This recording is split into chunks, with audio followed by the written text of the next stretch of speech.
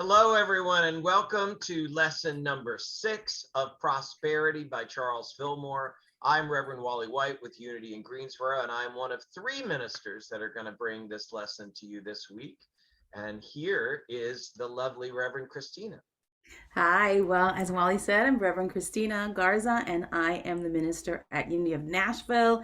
And so excited to be with you all today to be able to discuss this amazing piece of work by Charles Fillmore, Prosperity. And so just excited to get into the nuts and bolts, the nitty gritty with each and every one of you. So let's do this. Thanks, Christina. I'm Reverend Todd Humphrey. I am with Crystal Coast Unity in Atlantic Beach, North Carolina. As Wally reminded us all, we are on lesson 6. If you're reading along with us, this is on page 87.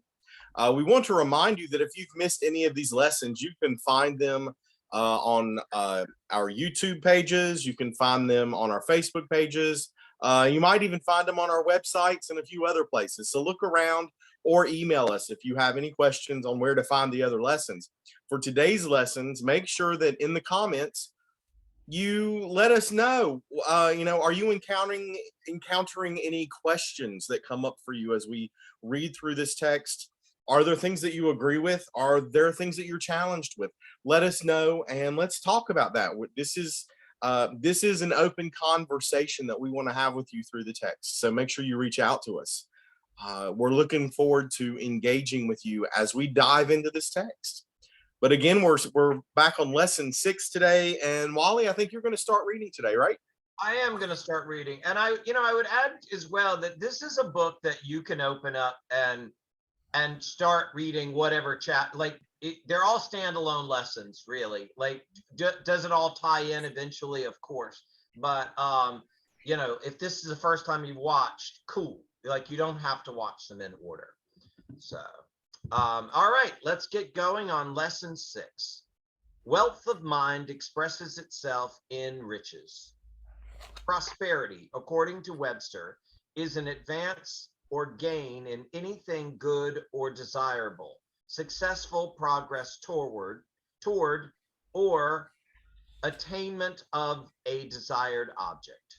Prosperity does not mean the same thing to any two persons. To the wage earner, an increase of a few dollars in a weekly income may seem like wonderful prosperity, for it means an increase in the comfort and welfare of his family. The man who engages in vast enterprise reckons prosperity in larger terms and does not consider himself prosperous unless things are coming to him in a big way. Between these extremes are many ideas of prosperity, which shows quite plainly that the prosperity is not in the possession of things, but in the recognition of supply and in the knowledge of free and open access to an inexhaustible storehouse of all that is good and desirable. We're going to go back to that recognition thing, but we'll keep reading for now. In the great mind of God, there is no thought of lack, and such a thought has no rightful place in your mind. It is your birthright to be prosperous, regardless of who you are and where you may be. You know what? Can we just stop here? Because I've already hit 2 spots I wanted to talk about. I know we're barely off the first page, but I think that this at least sets the groundwork for everything else that's going to be said. And I think it's worth talking about, so that last part that I just read, it is your birthright to be prosperous. I think that's a big jump for most people to accept that. And partly because of the other part that I wanted to talk about the prosperity actually being the recognition and not the goods itself.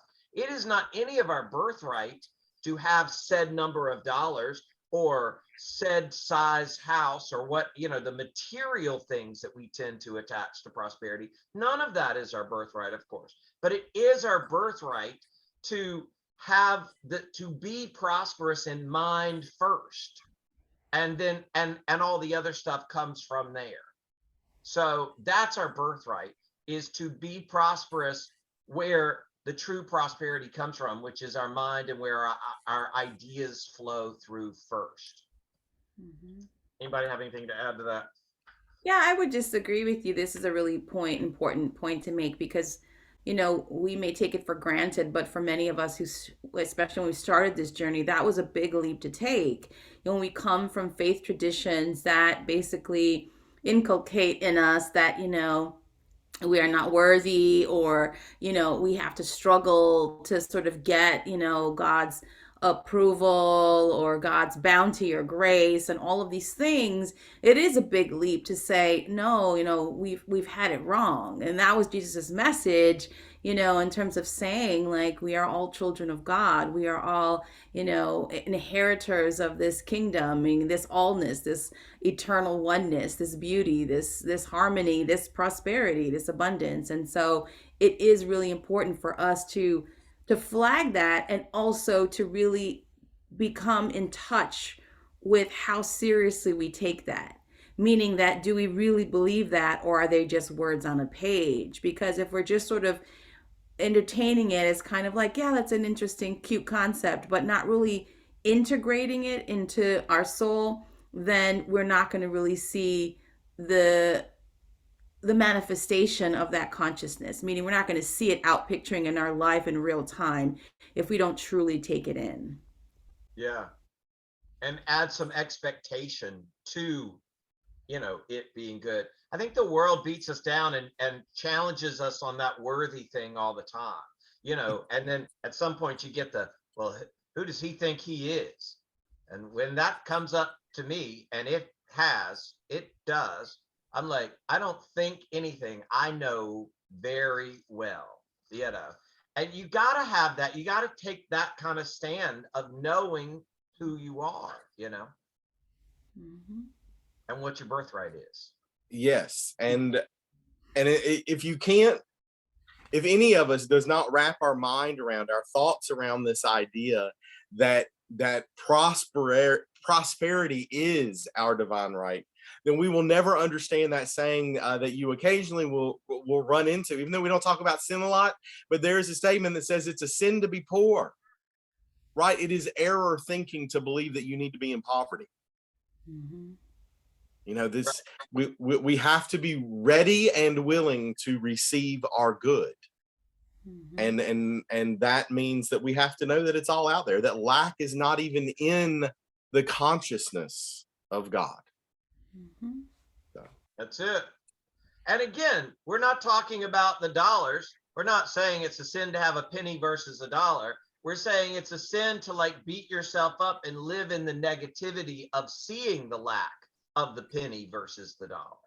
Yes. There's a whole lot of things you can do to put a smile on your face and to breathe easy without having coin in your pocket, And so and that's because it's coming from here first. Right. I just want to make sure like people are like, got it. They're, Mm-hmm. I'd rather them say, yeah, I heard it the first 3 times you said it, than me not say it that one more time it would take for them to be like, got it, Mm-hmm. All right. Absolutely. Preach. I can't help it. It's literally my title. Yours too. Okay. On page 88, top. Jesus said to all men, seek ye first his kingdom and his righteousness, and all these things shall be added unto you.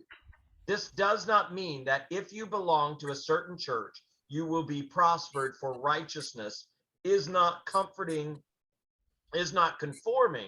to some particular religious belief, but to the law of right thinking, regardless of creed, dogma, or religious form.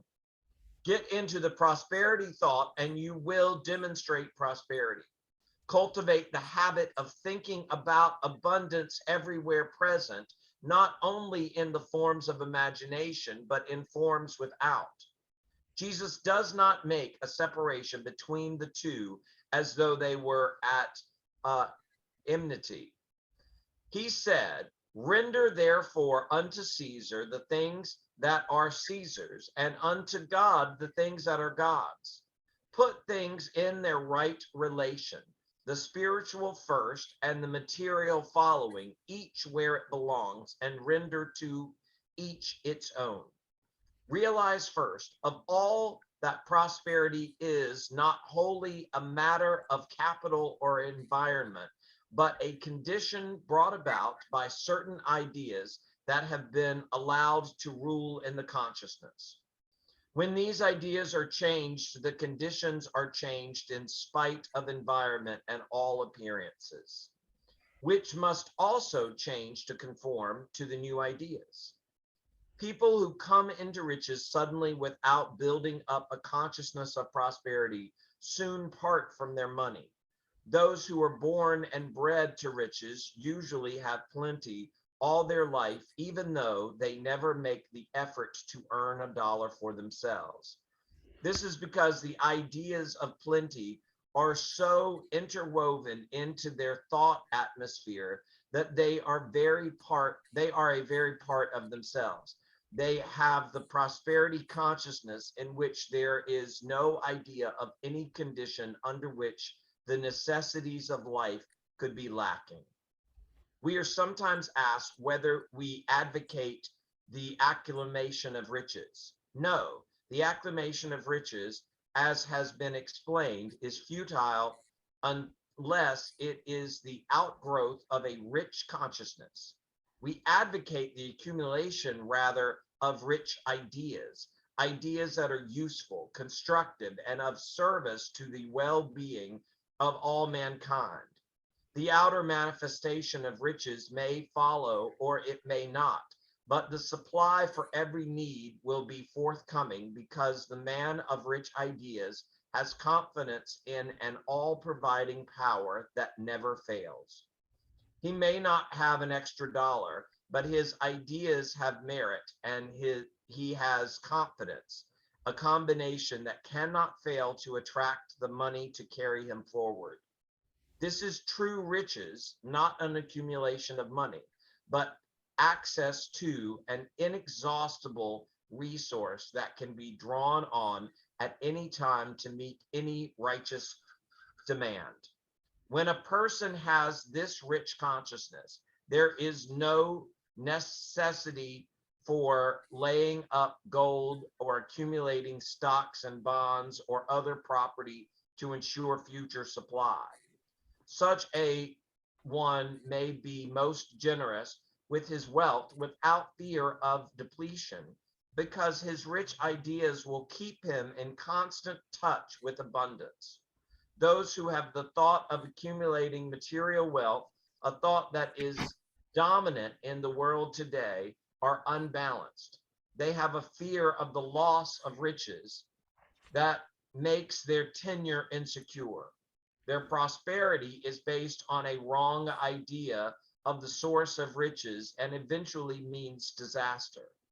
The sin of riches is not in the possession, but in the love of money, a material selfishness that leads to soul starvation. It is not a crime to be rich, nor a virtue to be poor, as certain reformers would have us think. The sin lies in hoarding wealth and keeping it from circulating freely to all who need it. Those who put wealth into useful work that contributes to welfare of the masses are the salvation of the country. Fortunately, there are many in this country who have the prosperity consciousness. If we were all in a poverty consciousness, families would be as common here as they are in India or China. Millions in those lands are held in the perpetual thought of poverty, and they suffer want in all its forms from the cradle to the grave. The burden of the poverty thought reacts on the earth so that year after year it withholds its products and many people starve. Can we just stop there for a minute and talk? Because, I think I hear often on the news, on talk shows that I watch, there is a talk about this country now, remembering this book was written in, I think, 1936. And he's talking about a very different America than now.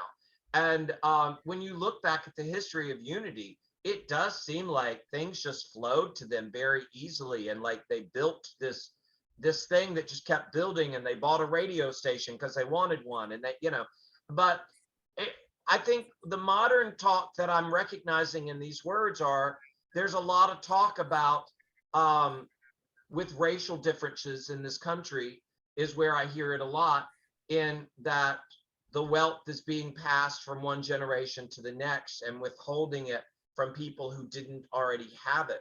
And I think that's true. I believe that, and I believe that there's work to be done in that world. But another perspective that I think is very helpful, that I'm picking up here as though it's new information, is that if you grow up feeling poor, thinking of yourself as poor, it's hard to break free of that, because you're defining yourself as that. And in the same way, if you think of yourself rich, you're born rich, and you always think of yourself rich, you can get poor. But it's more difficult because your mind is already flowing in a way that's bringing about more of what you're already thinking about. Mm-hmm. And that's ultimately what we teach too, is what you think about, you bring about. Mm-hmm. What do you guys think? It's a little bit of a slippery slope sometimes, and we have to be really careful right at this particular juncture. And I'm glad you flagged it, because part of that, in my perspective, is exactly what you said. If we're not born into what material wealth, then we don't really have that same understanding of what it means. We may have been born into generational poverty, and so that's all we see, that's all we know, and that's all we think there is. We assume that there's no way to attain it, and we don't have the tools, right? We don't have the necessarily prosperity consciousness tools to say, this all begins in my mind. And so there is that, right? Where we're sort of boxed in. People are boxed into this way of thinking and understanding their lives from a poverty consciousness, or from someone who is raised in a lot of material wealth and these things, and just assume and take it for granted and just know and believe and affirm in that way, directly and indirectly, that it always is. But what he says here about sort of India and what China and what have you, part of that we also have to understand, and he talks about in different places, the idea of the collective consciousness. And so that becomes then where it's not just people themselves in China and India that are sort of keeping people in that poverty consciousness, but it's us as Americans as well, or us as Europeans, or however, that we still assume, well, there'll always be poor people, right? And so then what do we have to set? We have to set up a manifest dynamic where there is poor people, or we accumulate and we don't share. We're setting up again that dynamic and say, well, they're poor because they think that way. Well, part of it could be that, but part of it is also challenging ourselves to take responsibility for, we are creating that too.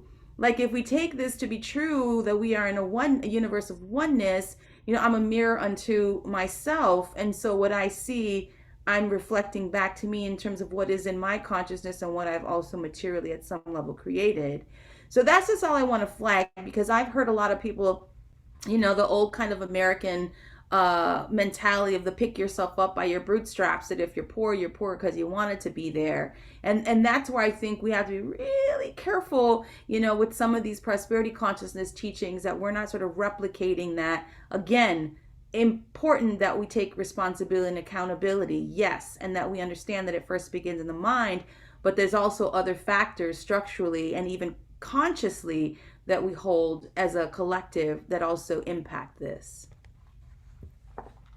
And I said what I said. I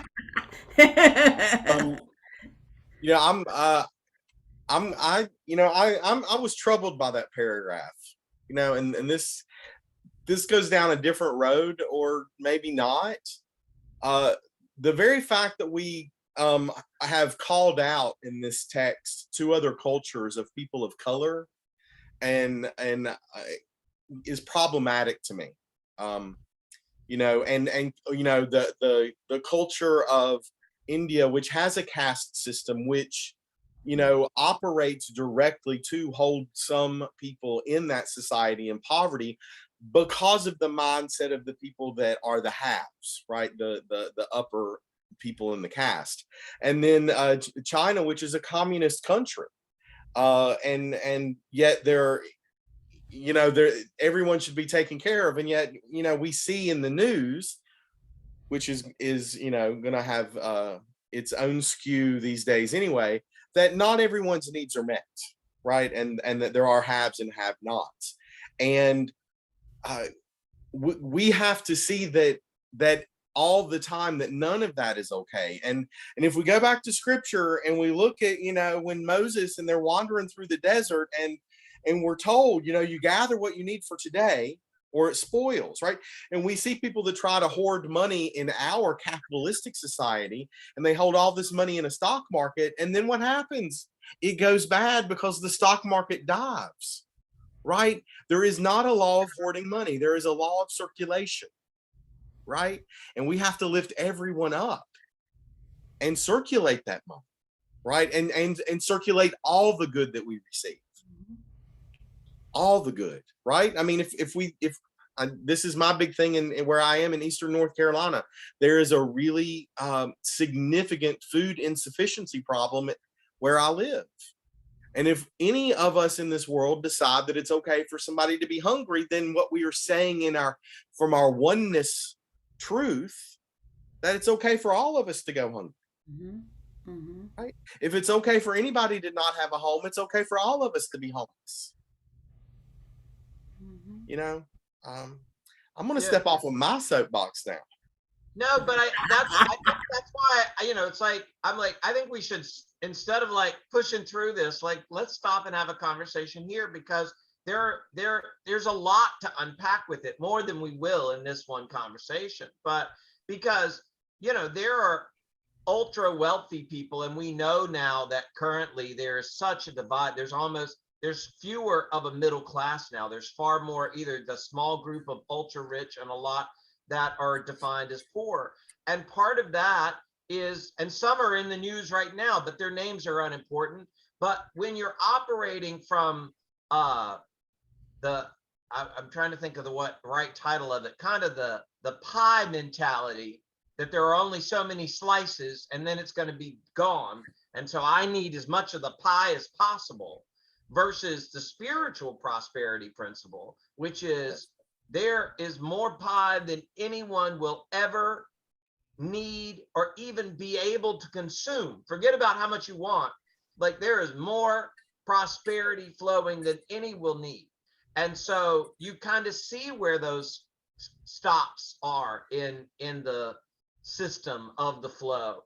And but I did think, while I didn't appreciate the pointing out, of the countries of people of color, I had not thought of it in terms of, if you were raised and if you have accepted the title and defined yourself as poor, how much more difficult it is to break out of that. I mean, I know I was in a period when I lived in Los Angeles for a good, 5-8 years, I lose track of time, but I was in a period of time where I was living check to check, and I had started doing work that I didn't really like all that much. I was doing extra work on TV shows and movies, and I was union, so it was getting me some money in.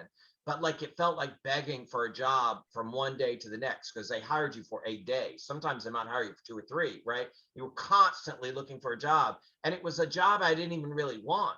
But at some point, I recognized that I was caught in this trap that I didn't know how to get out of, because the only way to get out of it that I could see in the moment was to stop taking the work. And now I'm living check to check. I didn't feel like I could afford to stop, So I recognized, like, I was born in what I think would be defined as upper middle class family. And so I have always felt comfortable, but perspective is a big thing.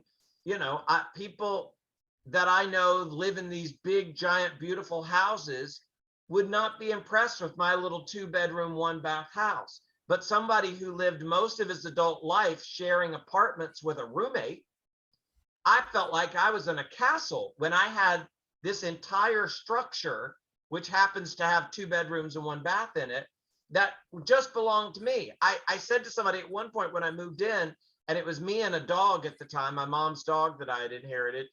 And I said, yeah, I wish it had a second bathroom, but it turns out I can only use one at a time. and Abby goes outside to go. So it turns out I've got all I need, you know.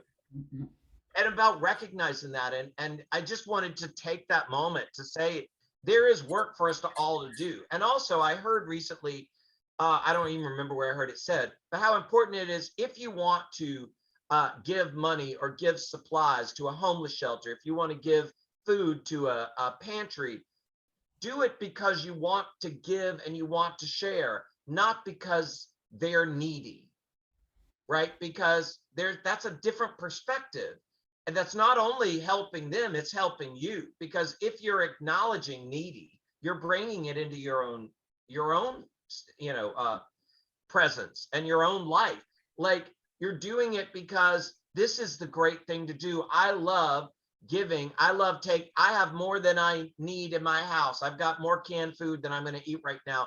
I'm excited that I get to share some of that with someone else. And the only things here are things that I bought because I love to eat and I love to share things that I love. That's a different perspective than let me go take some food down to some people who are poor and can't afford to buy food. That statement may be true in the moment of their experience, but it's not helping anybody to define it that way. I think what you said. Go ahead, Todd. No, you go ahead. I was going to say quickly what you said was really important in terms of the perspective and how you see what's happening. Because again, this is what I was sort of saying about the collective consciousness, what energetically we're putting out there.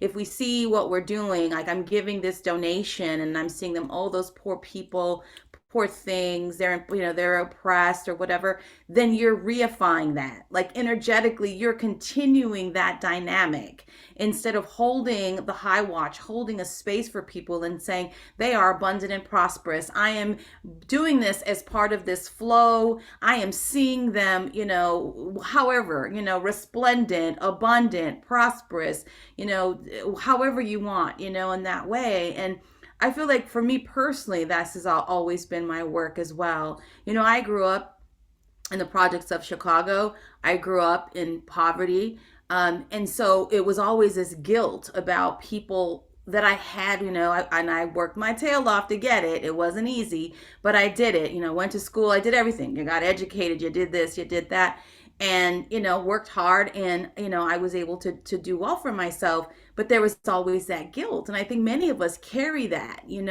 whether you came up from poverty or not, whether you have more than others. And that is not helpful either. Because again, it's kind of what you said, you're taking that into your consciousness and you're also projecting that onto somebody else. And then you're still in this loop of lack, Yeah,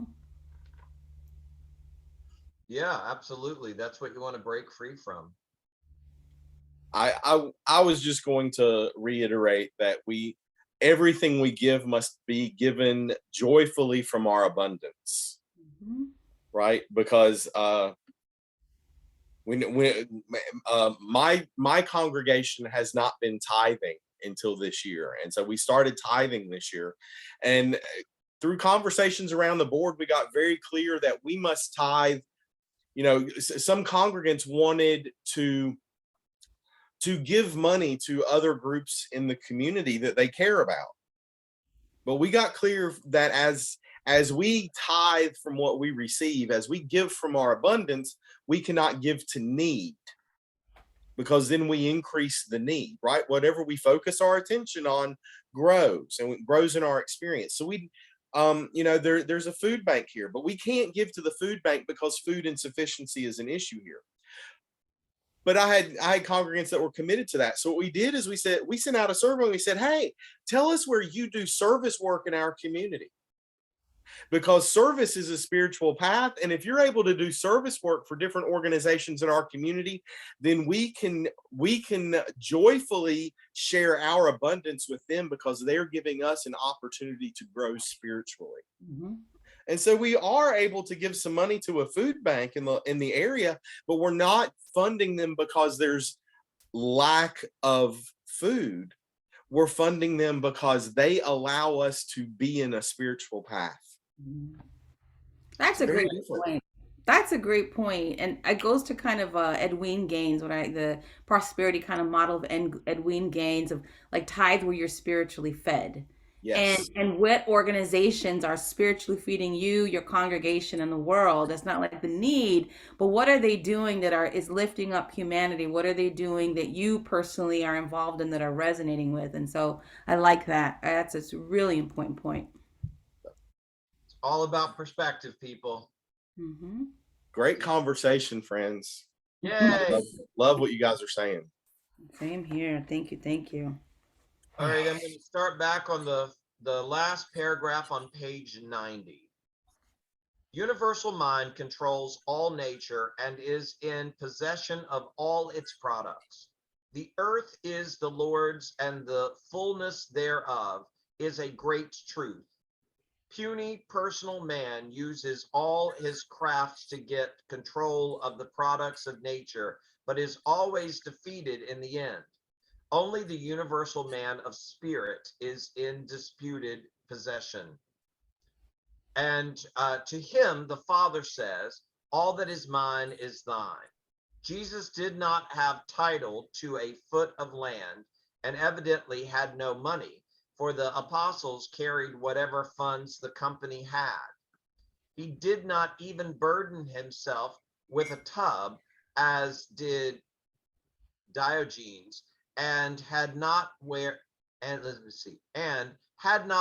lay his head. Yet he was always provided with entertainment of the best. He took for granted that whatever he needed was his. The fish carried his pocketbook, and the invisible ethers furnished the sideboard from which he handed out food for thousands. He was rich in every way, for he had prosperity consciousness and proved that the earth with all its fullness does belong to the Lord, whose righteous sons are heirs to and in possession of all things, who righteous children are of all sexes and identities. The anxious thought must be eliminated and the perfect abandon of the child of nature assumed. And when this attitude, you add the realization of unlimited resources, you have fulfilled the divine law of prosperity. The imagination is a wonderful creative power. It builds all things out of the one substance. When you associate it with faith, you make things just as real as those that God makes, for man is a co-creator with God. Whatever you form in the mind and have faith in will become substantial. Then you should be on guard as regards what you put your faith in. If it is material forms, shadows that cease to be as soon as your supporting thought is withdrawn from them. You are building temporary substance that will pass away and leave you nothing. Put your faith in the real, or as Jesus told his disciples, have faith in God. The real search for all people is for God. They may think that they are looking for other things, but they must eventually admit that it is God they seek. Having once felt his presence within them, they are keenly conscious that only God can satisfy. The place where we meet God should be made so sure and so pure that we can never mistake his voice or be hidden from his face. This place we know as the mind, the inmost recess of the soul, the kingdom of the heavens within us. It is not sufficient, however, to sit down and hold thoughts of abundance without further effort. That is limiting the law to thought alone, and we want to be fulfilled in manifestation as well. Cultivating ideas of abundance is the first step in the process. The ideas that come must be used. Be alert in doing whatever comes to you to do, cheerful and confident in doing, sure of the results, for it is the second step in the fulfilling of the law. You can do anything with the thoughts of your mind. They are yours and under your control. You can direct them, coerce them, hush them, or crush them. You can dissolve one thought and put another in its stead. There is no other place in the universe where you are the absolute master. The I'll say it, the dominion given you as your divine right is over your own thoughts only.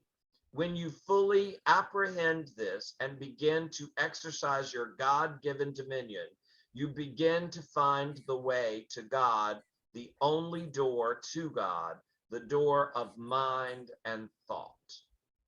I think that's an area that ultimately I end up circling back to in every lesson I give. Certainly every Sunday, it comes back to our thinking and our feeling nature, because that's what we have control over. And that ultimately is our consciousness. I think we use the word consciousness so much, it becomes kind of this word that like lacks a little bit more meaning, or it seems like this ether type thing that you can't put your hands on. So it's like everybody's talking, oh yeah, it's about the consciousness. But then so many of us are like, I don't know exactly what that is though, you know. And I think the way that we get to it is through, you know, how are you thinking and how are you feeling? Because that's letting you know how your consciousness is flowing in the moment. Absolutely. Would anybody else like to read for a little bit? Yeah, I can jump in. This is the last paragraph on 92, correct? Yes. So you left off? Yeah. Okay. If you are fearful that you will not be provided with the necessities of life for tomorrow, next week, or next year, or for your old age, or that your children will be left in want, deny the thought. Do not allow yourself for a moment to think of something that must be outside the realm of all careful, all providing good. You know, even from your outer experience, that the universe is self-sustaining and that its equilibrium is established by law. The same law that sustains all sustains you as a part. Claim your identity under the law, your oneness with the all, and rest in the everlasting arms of cause, which knows nothing of lack. If you are in a condition of poverty, the attitude of mind will attract to you opportunities to better your condition. Insulate your mind from the destructive thoughts of all those who labor under the belief of hard times. If your associates talk about the financial stringency, affirm all the more persistently your dependence on the abundance of God. By doing this, you place yourself under a divine law of demand and supply that is never influenced by the fluctuations of the market or the opinions of men. Every time you send out a thought of wholehearted faith in the I am part of yourself, you set in motion a chain of causes that must bring the results you seek. Ask whatsoever you will in the name of the Christ, the I am, the divine within, and your demands will be fulfilled. Both heaven and earth will listen to do your bidding. But when you have asked for something, be on the alert to receive it when it comes. People complain that their prayers are not answered when, if we knew the truth, they are not awake to receive the answer when it comes.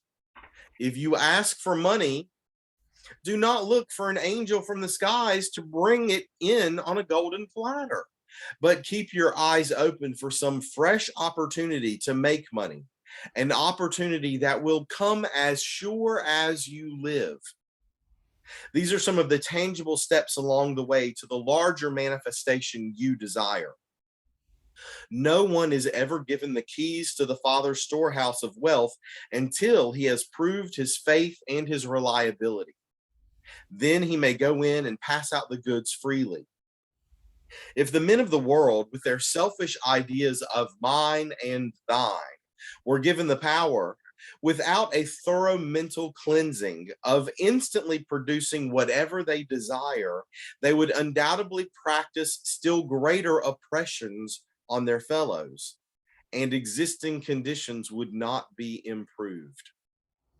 A stonecutter sees a block of marble as so many hours' work, while Michelangelo sees it as an angel that it is his privilege to bring forth.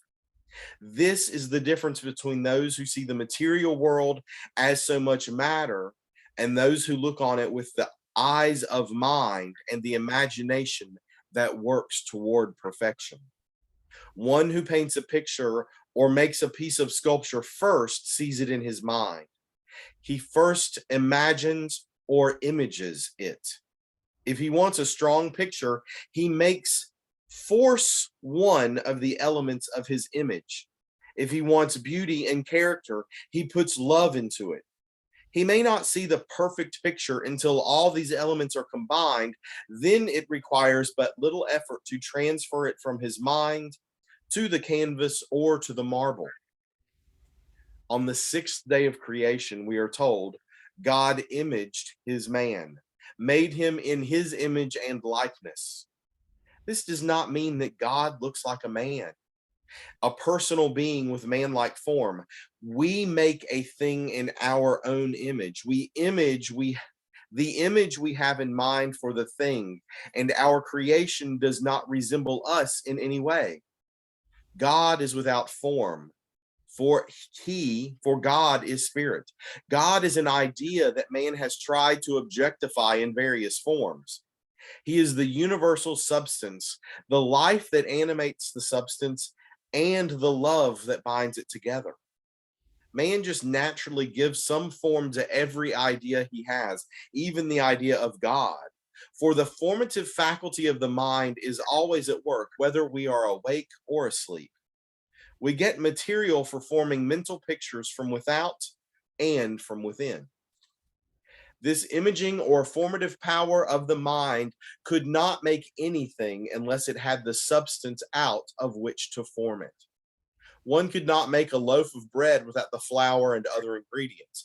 Yet with all the ingredients at hand, one could not make a loaf unless one had the power of imaging the loaf in one's mind.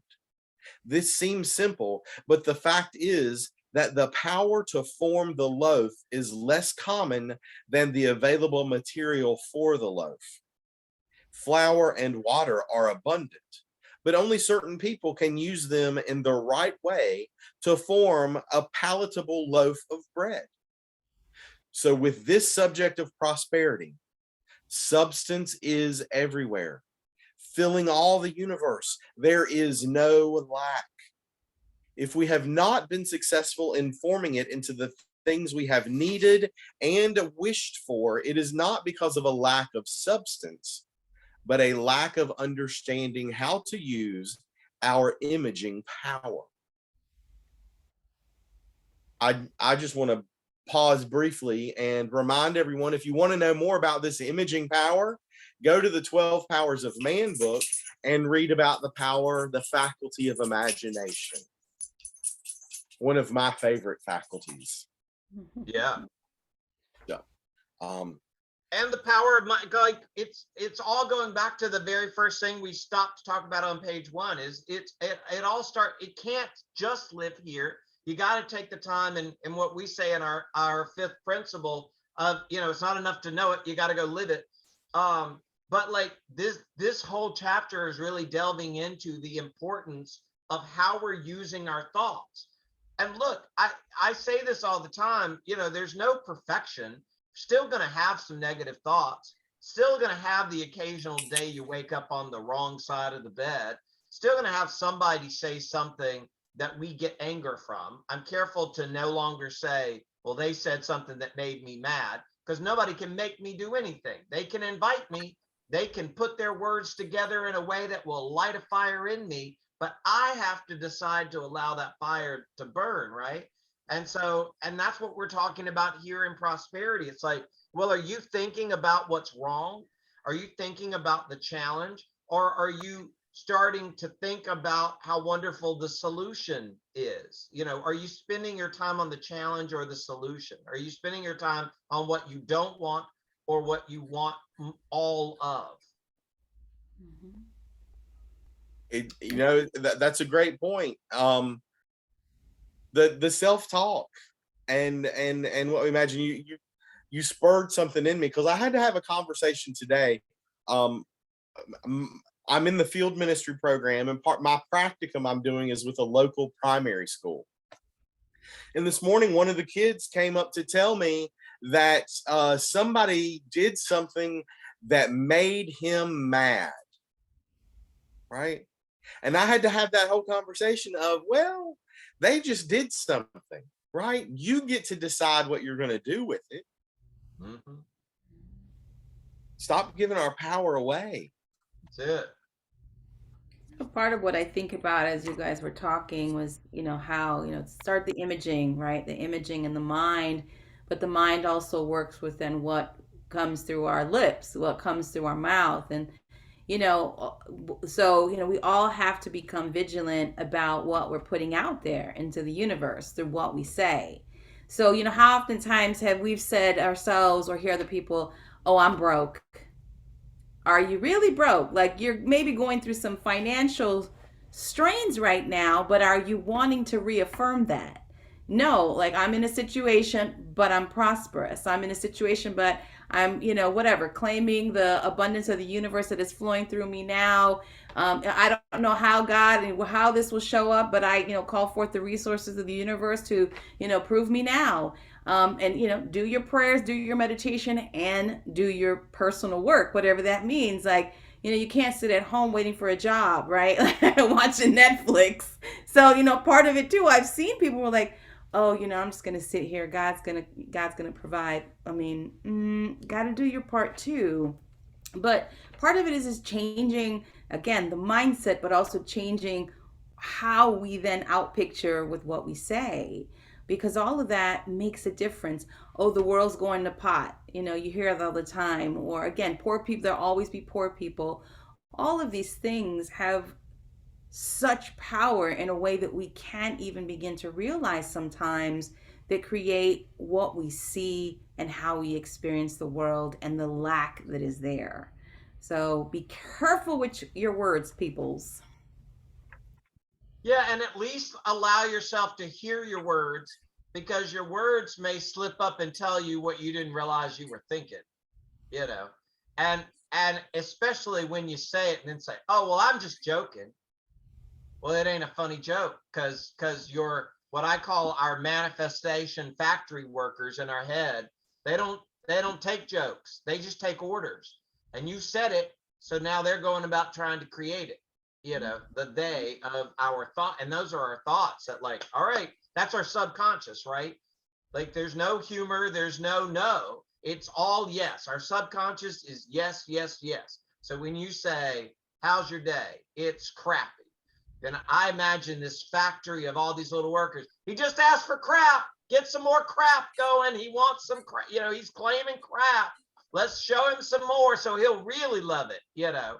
Um, so that's where you're like, it's good. If you just honestly can't say it's the best day I've ever experienced, say it's getting better and better. As every moment passes, it's getting better and better. I'm happy to be here today. If that feels like a lie, say, "I'm moving and breathing, and that's a wonderful thing." Like, say something. Don't lie, because you can't lie, because it's coming out. The truth. So just find some truth that you want to claim. Mm-hmm. Absolutely.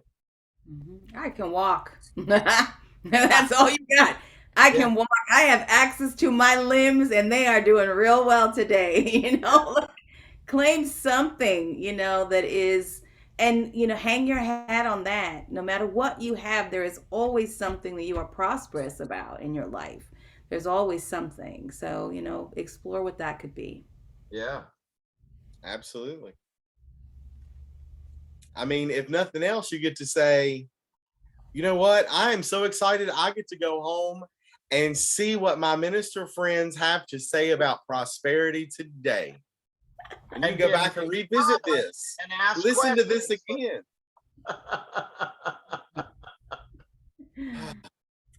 Indeed. And y'all, you know, I'm gonna throw a shout out to our friend Reverend Greta, because you know we talk about changing our mind and changing our thoughts. We talk about that every Sunday, probably all of us.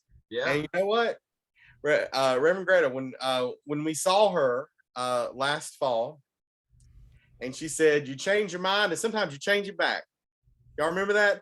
And that has rang true for me so much, because, whew, I've been telling myself some of these same stories for longer than I'm going to admit. Mm-hmm.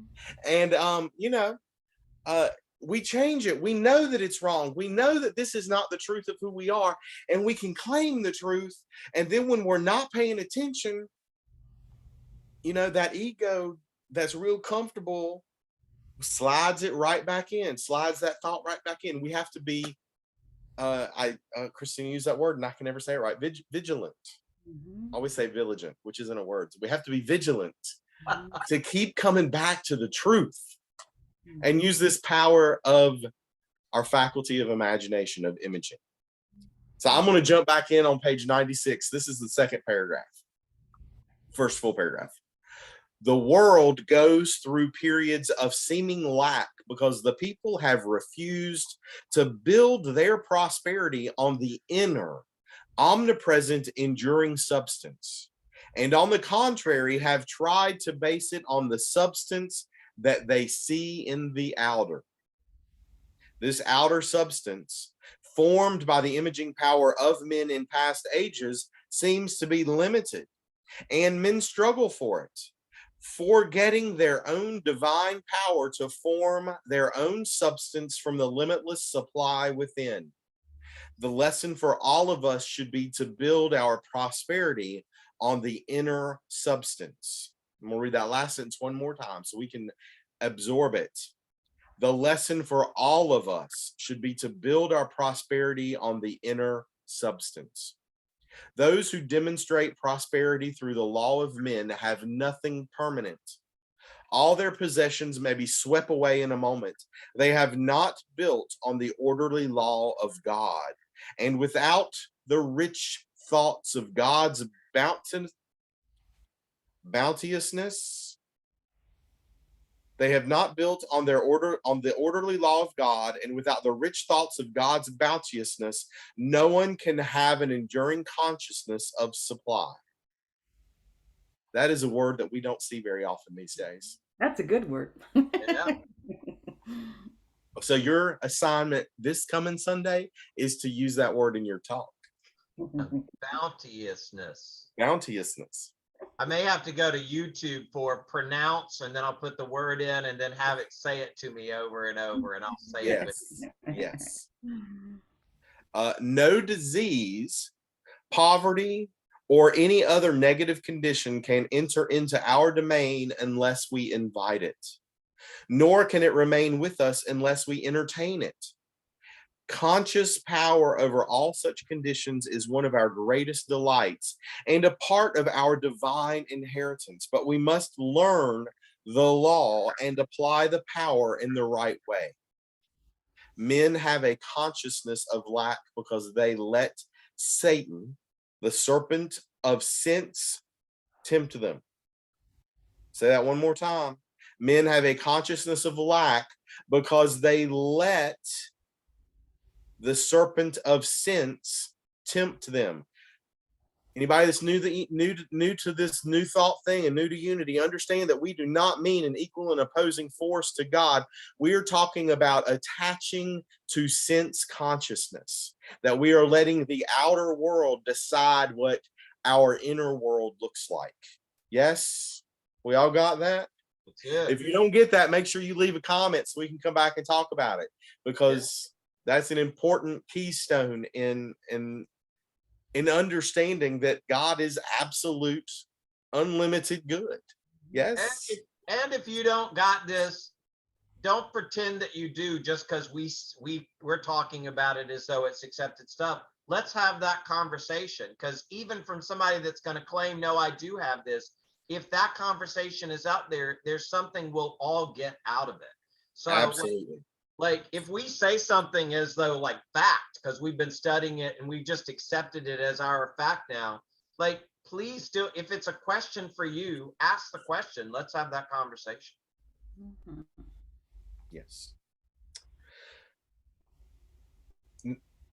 This is the bottom of 96. The Garden of Eden is within us here and now, and the subtle temptation to eat of the tree of sensation is also still with us.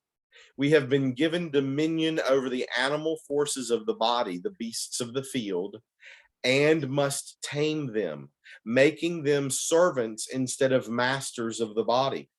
Instead of feeding them, we must make them feed us. When we overcome the animals within, it will be easy to train them in the without. This truth of overcoming is taught all through the scriptures, and we can demonstrate it in our life. For God has endowed us with the power to overcome. We must lay hold of that inherent power and begin to use it constructively. Would someone else like to start reading? We'll go for it.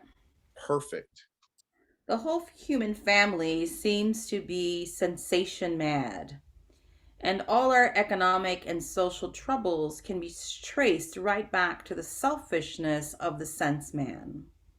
We can never overcome these conditions in the outer until we overcome their causes in the inner soul of ourselves.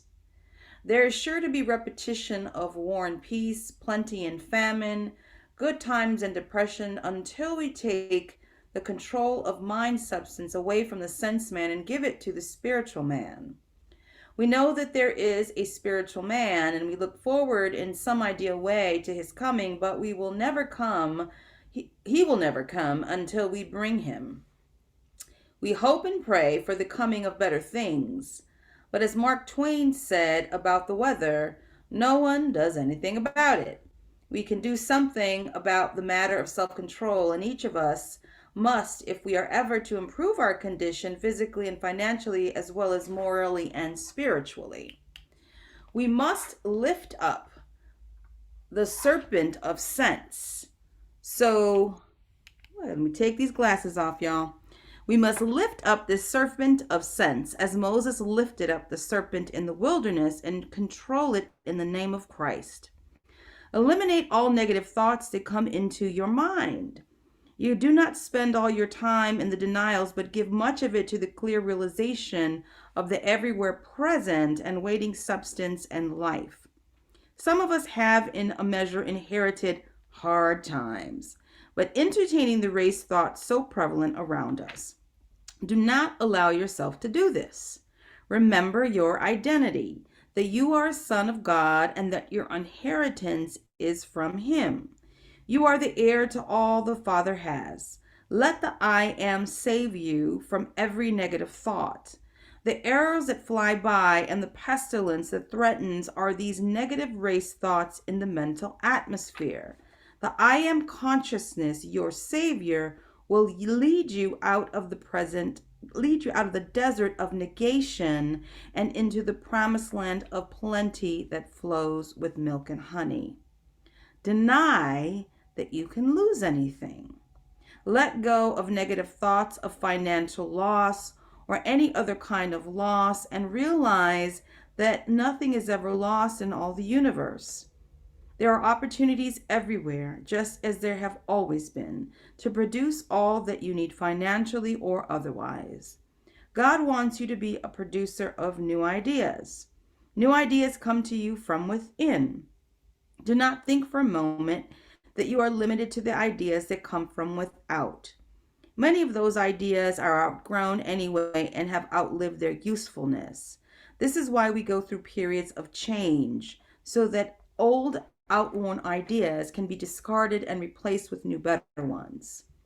There have been more inventions since the beginning of the so-called Depression than in any previous similar period of American history.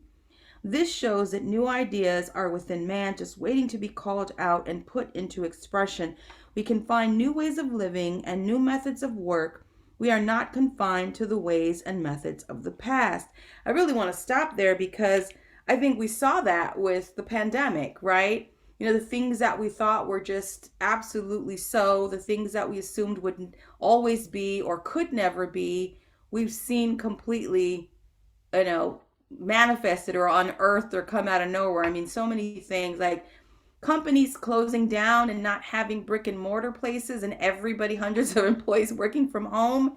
Who would have thought that, right? I mean, some companies were at the forefront of doing some of that to some extent, but there's so many things that we've seen in terms of changes in the way of life. And so even though we were going through a pandemic, there were so many ways of creation that came about. New ideas were formed, new people, people decided to do different things, and it was just a beautiful thing to witness people sort of coming into that creative flow through these seemingly hard times, right? But they were willing to be in that channel. How many times have some of us got what we may later think of or may never have recognized as divine inspiration? Like I've heard so many people say, like inventions, right? Like, oh my God, I thought about that 5 years ago. I forgot what it was. My brother recently said, you're not going to believe this, but I think it was like Instacart. He's like, I thought about that like 10 years ago. Like that would be so awesome. But I thought it was ridiculous, So many of us get these divine inspirations, right? They're there in the universe. Like, God is sort of all the creative force, mind force is always there that we're in the flow with. But we think, that's absurd. That'll never work. No one will ever buy that. No one will ever go for that. But somebody dared to think it as well and dared to do something about it. And so part of that for me in the imagination is also trusting the intuition. It's like that listening, right? Jesus said, for those with eyes to see and ears to hear, like we have to be able to see when that imagination is giving us this abundant gift that we then have to use. Anybody else want to comment on anything we've said so far? I think in that term of something that you said that sparked in me, it's kind of the never accepting never, never accepting, oh, well, I can't get to the other side of this. Of course you can. It may be challenging. It may even be painful. You may have to kind of trudge a bit through there. But if the choice is to sit where you are, that's not working for sure, or trudging a little bit to get yourself so that you're back into that positive flow, then that's what you do. But never is not an acceptable, like, the only time never hits, the only time stop hits is when we check out of, these human experiences, because that's stagnation. Like, it may not be the route you want to go, but to say that nothing can happen is simply not true. And if you accept that, then maybe rather than just seeing the one path you don't want to go down, you can stop and take a breath and allow your mind to open up a little bit more and maybe see some other potential routes to go, I guess the other thing I'll just flag quickly too is with nothing that'll never is also what he talked about earlier is that we can never really own anything. We're going to always accumulate and lose, and so many times we become so attached to things that we think our life will never be the same. You go through foreclosure, or you lose a relationship or something, right, that you identify as your abundance and prosperity, and you hang your hat on that instead of understanding that's just sort of part of the flow. Like there's always going to be that loss. But what's coming?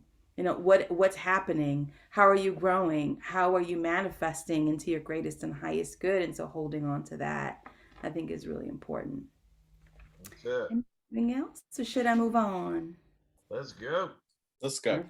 All right. When these ideas from within us are recognized, they go to work and come to the surface. Then all the thoughts we have ever had, as well as the thoughts of other people, are added to them, and new things are quickly produced. Let us quit slavishly depending, there's a good one, slavishly depending on someone else for everything, and become producers, for only in that direction lies happiness and success. Let us begin to concentrate on this inner man, this powerful man who produces things, who gets his ideas from a higher dimensional realm, who brings ideas from a new territory, the land of Canaan. What kind of character are you giving to this inner substance by your thoughts? Change your thought and increase your substance in the mind as Elisha increased the oil for the widow. Get larger receptacles and plenty of them. Even a very small idea of substance may be added to and increased. The widow had a very small amount of oil, but as a prophet blessed it, it increased until it filled every vessel she could borrow from the neighbors. We should form the habit of blessing everything that we have. It may seem foolish to some persons that we bless our nickels, dimes, and dollars, but we know that we are setting the law of increase in operation. All substance is one and connected, whether in the visible or in the invisible. The mind likes something that is already formed and tangible for a suggestion to take hold of it. With this image, the mind sets to work to draw like substance from the invisible realm and thus increase what we have in hand.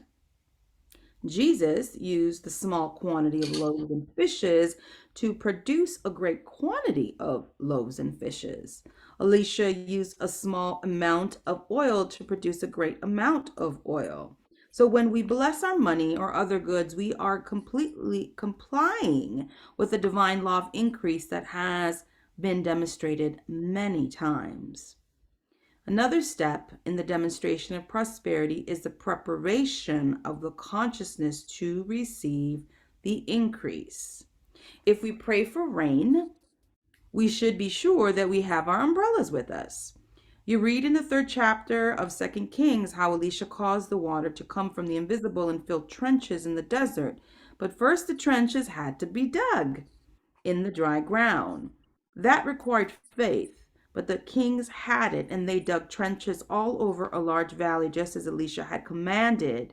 It was through the understanding of Elisha, who knew the truth about the invisible substance, that this seeming miracle was accomplished.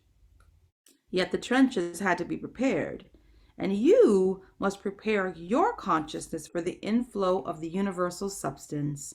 It obeys the law of nature just as does water or any other visible thing, and flows into the place prepared for it.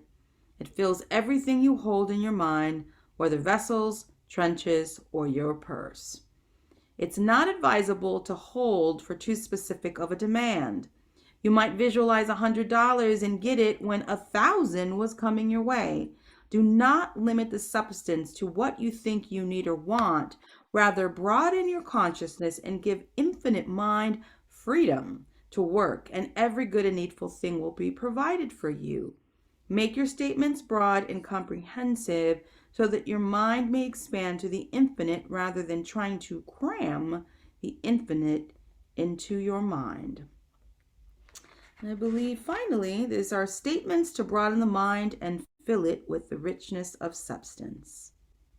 Infinite wisdom guides me, divine love prospers me, and I am successful in everything I undertake. In quietness and confidence, I affirm the drawing power of divine love as my magnet of constantly increasing supply. I have unbounded faith in the omnipresent substance increasing and multiplying at my word of plenty, plenty, plenty. Mother, Father, I thank thee for unlimited increase in mind, money, and affairs. And there you have it, beautiful people. Hooray. And so it is. Mic drop, bam.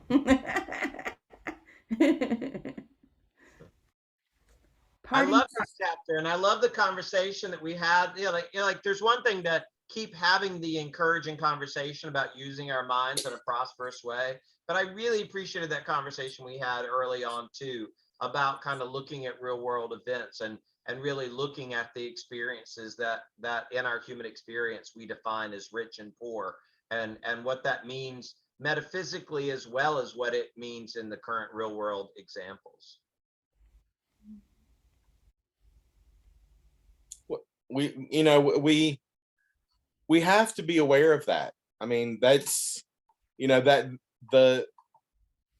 that's part of this paradox of being in the world but not of it, and learning how to inspire people in this world that, you know, there are some systems and some belief structures that exist in this world that are not very prosperous for some people.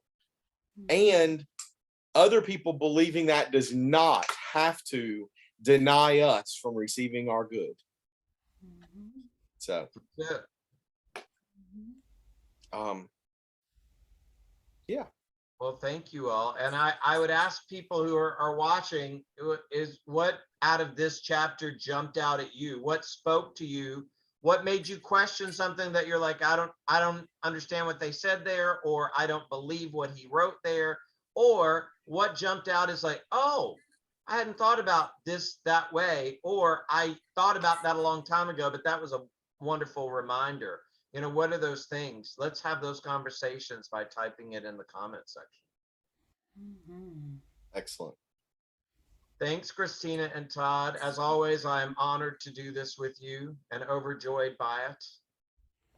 Absolutely. I delight in my time with both of you. You're amazing. So do I. Love you both. All right, farewell, everyone. Until lesson number 7 next week. Be prosperous. That's it. See you guys. Bye, friends.